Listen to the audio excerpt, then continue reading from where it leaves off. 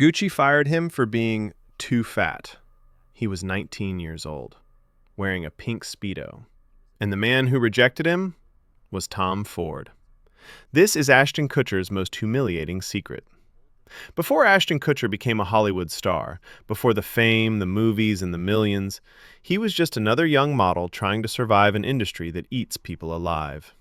At 19, Ashton thought his life was about to change forever. Gucci called. Not just any Gucci, but Gucci run by Tom Ford, the most powerful man in fashion at the time. This was the dream. First-class flight to Italy, luxury hotels, runway shows, cameras everywhere. For a teenager, this was validation. This was, I made it. But what happened next would stay with him for the rest of his life. Ashton arrived in Italy and was taken straight to wardrobe. That's when things turned uncomfortable. They handed him a pink Speedo. No shirt, no cover, just his body, fully exposed. Ashton stepped out for the fitting, confident, unaware that his career was about to be crushed in seconds. Tom Ford looked at him, paused, and then said something brutal. "He's too fat." That was it. No discussion, no second chance, no explanation. Ashton Kutcher, fired on the spot. Here's the part that shocks everyone.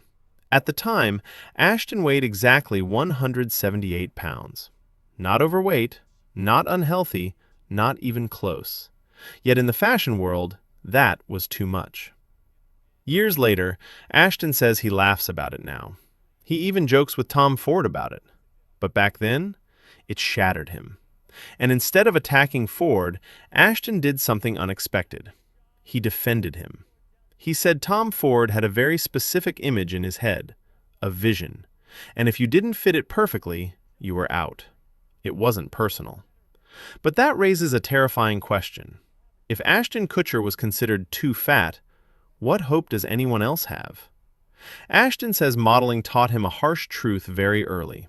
Everyone is insecure. Even the most beautiful people on earth. You stare into the mirror long enough, and you'll always find something wrong. Something you wish you could erase. Something that makes you feel like you're not enough. And the irony? His good looks didn't always help him in Hollywood either. Ashton later admitted that directors sometimes refused to cast him because of how he looked. They assumed he wasn't serious, that he was just a pretty face. Some roles he got because of his looks.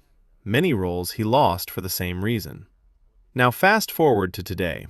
Ashton is promoting his new FX series, The Beauty, and the timing couldn't be more disturbing. The show is about a disease that makes people more attractive, more perfect, more desired. But there's a catch. It slowly kills them. A brutal metaphor for society's obsession with perfection.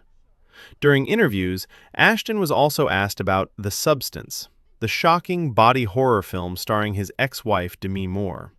Instead of jealousy, instead of bitterness, he praised her, called her performance extraordinary, said he was incredibly proud, and acknowledged the massive recognition she received. And maybe that's the point of this entire story. In a world where Gucci can erase you for a number on a scale, where beauty is currency, where perfection is demanded but never achievable, the real danger isn't being too fat. The real danger is believing you're never enough. So ask yourself this: if perfection was guaranteed, but it cost you everything, would you take it?